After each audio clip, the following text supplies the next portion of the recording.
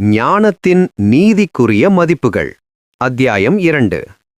இந்த அத்தியாயத்தில் தந்தை தனது மகனுக்கு ஞானத்தை அடைவதற்கு தேவையான முயற்சிகள், ஞானத்தை அடைவதினால் ஏற்படும் நீதிக்கான நன்மைகள் மற்றும் ஒழுக்கக்கேடான மக்களிடமிருந்து ஞானத்தை பாதுகாத்தல் ஆகியவற்றைப் பற்றி அறிவுறுத்தினார்.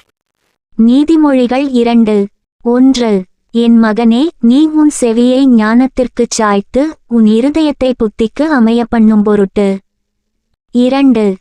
நீ என் வார்த்தைகளை ஏற்றுக்கொண்டு என் கட்டளைகளை உன்னிடத்தில் பத்திரப்படுத்தி. 3. ஞானத்தை வா என்று கூப்பிட்டு புத்தியை சத்தமிட்டு அழைத்து. 4. அதை வெள்ளியைப் போல் நாடி புதையல்களை தேடுகிறது போல் தேடுவாயாகில். ஞானத்தின் நாட்டம். 2:1-6. இந்த வசனங்களில் 8 வினைச்சொற்கள் பயன்படுத்தப்பட்டுள்ளன. ஏற்றுக்கொள், ஸ்டோர் அப், டர்னிங், அப்ளை, கால், கிரை, லுக், சர்ச். இந்த நடவடிக்கைகளின் பொருள்கள் ஆசிரியரின் வார்த்தைகள் மற்றும் கட்டளைகள், ஞானம் மற்றும் புரிதல் மற்றும் நுண்ணறிவு மற்றும் ஒருவன் ஞானியாக மாறுவதற்கு முயற்சியை செலவழிக்க வேண்டும். ஞானத்தை பெறுவது திறந்த தன்மை, தக்க வைத்தல், செவித்திறன், இதயத்துடன் விண்ணப்பித்தல், கோரிக்கை மற்றும் விடாமுயற்சியுடன் தேடுதல். 5. அப்பொழுது கர்த்தருக்கு பயப்படுதல் இன்னதென்று நீ உணர்ந்து தேவனை அறியும் அறிவை கண்டடைவாய். வசனங்களிலுள்ள 3 இஃப்கள் பின்தொடர்கிறது. இது முடிவை அறிமுகப்படுத்துகிறது.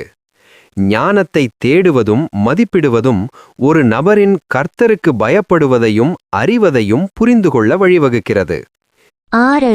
கர்த்தர் ஞானத்தை தருகிறார், அவர் வாயினின்று அறிவும் புத்தியும் வரும். யாவேவை பற்றி 1:7 கூறப்பட்டுள்ள அதே உண்மையே இதுதான். கர்த்தரே அந்த ஞானத்தின் மூலமாக இருக்கிறார். யாக்கோபு 1:5. ஒரு நபர் கர்த்தருக்கு பயப்படும்போது அவர் ஞானத்தையும் அறிவையும் மற்றும் புரிதலையும் பெறுகிறார். 7. அவர் நீதிமான்களுக்கென்று மெஞ்ஞானத்தை வைத்திருக்கிறார், உத்தமமாய் நடக்கிறவர்களுக்கு அவர் கேடகமாயிருக்கிறார். ஞானத்தின் நீதிக்கான நன்மைகள். 2:7-10. ஞானம் நேர்மறையான ஆரோக்கியத்தை தூண்டும் நீதிக்கான நன்மைகளை தருகிறது. 8. அவர் நியாயத்தின் நெறிகளை தற்காத்து தம்முடைய பரிசுத்தவான்களின் பாதையை காப்பாற்றுகிறார். அது ஒருவரை தீமையிலிருந்து காப்பாற்றி பரிசுத்தத்திற்கு பங்களிக்கிறது. ஞானம் என்பது இதயம் மற்றும் ஒழுக்க நடத்தை சார்ந்தது, வெறும் அறிவுசார் சாதனை மட்டுமல்ல. 9. அப்பொழுது நீதியையும் நியாயத்தையும் நிதானத்தையும் சகல நல்வழிகளையும் அறிந்து கொள்ளுவாய். இது நேர்மையான மற்றும் குற்றமற்ற நீதிமான்கள் மற்றும் உண்மையுள்ளவர்கள் என்ற வார்த்தைகளால் தெளிவுபடுத்தப்படுகிறது. நீதிமொழிகளில் மற்ற இடங்களில் வெற்றிக்கான வார்த்தை நல்ல தீர்ப்பு என்று மொழிபெயர்க்கப்பட்டுள்ளது. 2ஆம் அத்தியாயம் 7வது வசனத்தில் இது வெற்றியை குறிக்கிறது, நல்ல தீர்ப்பின் விளைவாகும். யாவே தனது ஞானத்தால் ஒழுக்க ரீதியாக நேர்மையானவர்களை, அவருக்குச் சொந்தமானவர்களை ஒரு கேடயத்தைப் போல பாதுகாக்கிறார். ஒழுக்க வாழ்க்கை ஒரு நபர் மற்றவர்களுடன் சமமாக இருக்கவும் சரியானதையும் நீதியையும் நியாயத்தையும் செய்ய உதவுகிறது. நியாயம் என்பது 2ஆம் அத்தியாயம் 7வது வசனத்தில் நேர்மையானது என்று மொழிபெயர்க்கப்பட்ட அதே வார்த்தையை மொழிபெயர்க்கிறது. ஒருவரின் நடத்தை, நடை, பாதை ஆகிய ஒத்த சொற்களால் பரிந்துரைக்கப்படுகிறது. 10. ஞானம் உன் இருதயத்தில் பிரவேசித்து அறிவு உன் ஆத்துமாவுக்கு இன்பமாயிருக்கும்போது. ஞானத்தை தேடுபவருக்கு ஞானம் அவரது இதயத்தில் நுழைவதை காண்பார்கள். யாவேவின் சித்தத்தை பின்பற்றுவதில் மனிதனின் பங்கு ஞானத்தை பெறுவதற்கு விடாமுயற்சி தேவை. ஆனால் யாவேவிடமிருந்து வரும் பரிசு ஞானம். யாவேவிடமிருந்து அத்தகைய அறிவை பெறுவது உள் மகிழ்ச்சியையோ அல்லது ஆழ் மகிழ்ச்சியையோ தருகிறது. 11. நல்யோசனை உன்னை காப்பாற்றும், புத்தி உன்னை பாதுகாக்கும். ஞானம் ஒழுக்கக்கேடான மக்களிடமிருந்து நம்மை பாதுகாக்கிறது. 2:11-22. ஞானம் மதிப்புமிக்கது, எனவே அதை தேட வேண்டும். ஒரு விஷயம் என்னவென்றால் அது பொல்லாத ஆண்களிடமிருந்தும் பொல்லாத பெண்களிடமிருந்தும் பாதுகாக்கிறது மற்றும் ஒருவரை சரியான பாதைகளில் செல்ல வைக்கிறது. ஞானத்தின் பாதுகாப்பு பற்றிய ஒரு பொதுவான கூற்று 7-8 வசனங்களை 12-15 வசனங்களுடன் இணைக்கிறது. யாவே பாதுகாக்கிறார், மேலும் அவர் கொடுக்கும் விவேகமும் பாதுகாக்கிறது. 12-15 வசனங்கள் 1-10-19 உள்ள எச்சரிக்கையுடன் தொடர்புடையதாக இருக்கும்போது கூடுதல் அர்த்தத்தை பெறுகின்றன. 12 அதனால் நீ துன்மார்க்கனுடைய வழிக்கும் மாறுபாடு பேசுகிற மனுஷனுக்கும்.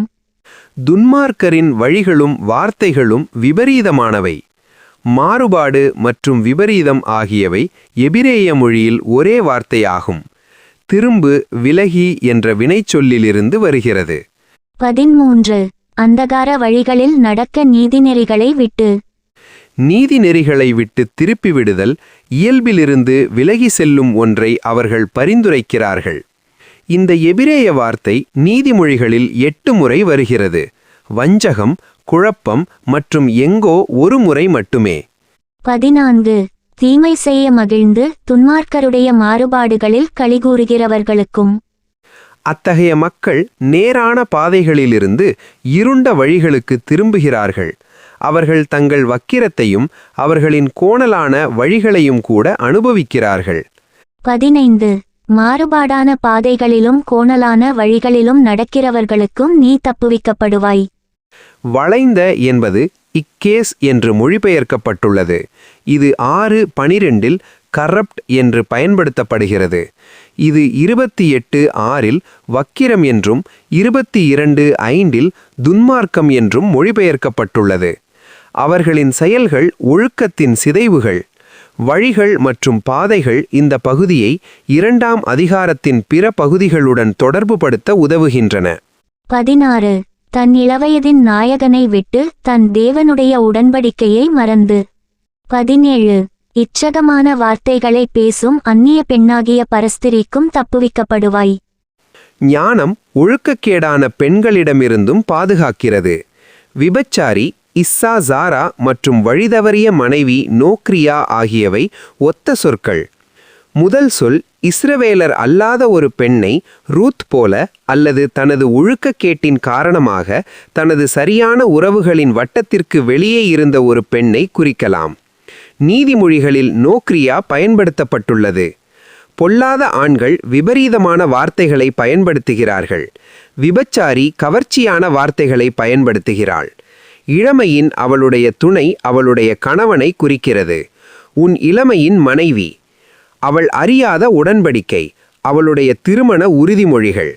தன் கணவனுடனான தனது உறுதிப்பாட்டை மறந்து அவள் ஒழுக்கக்கேடானவள் ஆனாள். 18 அவளுடைய வீடு மரணத்துக்கும் அவளுடைய பாதைகள் மரித்தோரிடத்திற்கும் சாய்கிறது. அவளுடைய வீட்டில் அல்லது அத்தகைய நபருடன் தொடர்பு கொள்வது மரணத்தை வழிவகுக்கிறது. விபச்சாரம் ஒரு நபரை மீள முடியாத பாதையில் கொண்டு செல்கிறது. இது இறுதியில் உடல் ரீதியான மரணத்தில் முடிகிறது. 19 அவளிடத்தில் போகிறவர்களில் ஒருவரும் திரும்புகிறதில்லை, ஜீவபாதைகளில் வந்து சேருகிறதுமில்லை. இது ஆபத்தானது. இறந்தவர்களின் ஆவிகள் ரோபாயிம் என்று மொழிபெயர்க்கப்படுகின்றன. 20 ஆதலால் நீ நல்லவர்களின் வழியிலே நடந்து நீதிமான்களின் பாதைகளை காத்துக்கொள்வாயாக. ஒருவர் ஞானத்தை தேடும்போது தப்பான மக்களை அவிர்க்கிறார், மேலும் சரியான வகையான நண்பர்களை நல்ல மனிதர்கள் மற்றும் நீதிமான்கள் பெற முடியும். 21 செவ்வையானவர்கள் பூமியிலே வாசம் பண்ணுவார்கள், உத்தமர்கள் அதிலே தங்கியிருப்பார்கள். ஒரு ஞானமுள்ள மனிதனுக்கு ஒழுக்கக்கேட்டிலிருந்து தப்பிப்பது மட்டும் போதாது. அவர் படிப்படியாக நல்லவர்களையும் பின்பற்ற வேண்டும். யாவே இதன் விளைவாக அவரை ஆசீர்வதிக்கிறார். 22 துன்மார்க்கரோ பூமியிலிருந்து அறுப்புண்டு போவார்கள், துரோகிகள் அதில் இராதபடிக்கு நிர்மூலமாவார்கள். கானான் தேசத்தில் வசிக்கும் இஸ்ரவேலருக்கு யாவேயின் தயவின் அடையாளமாக இருந்தது. யாவேயின் விவசாய செழிப்பை அனுபவிக்கும் நேர்மையானவர்களுக்கும் குற்றமற்றவர்களுக்கும் நாடு கடத்தப்படுவதாலோ அல்லது மரணத்தினாலோ இனி பூமியில் இல்லாத துன்மார்க்கருக்கும் விசுவாசமற்றவர்களுக்கும் இடையிலான வேறுபாடு சங்கீதம் 1:6 உள்ள வேறுபாட்டை மீண்டும் நினைவுபடுத்துகிறது.